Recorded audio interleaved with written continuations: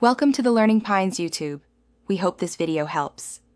You begin by waking and unlocking your Apple Watch Series 4, then press firmly on the watch face to enter the face gallery.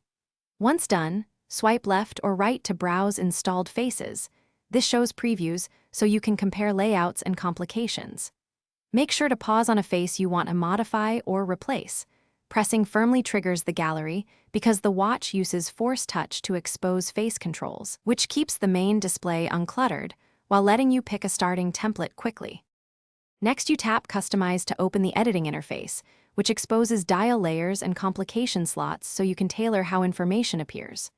Rotate the digital crown to cycle through color palettes, dial styles, or numeric fonts. This gives precise control without tapping tiny icons.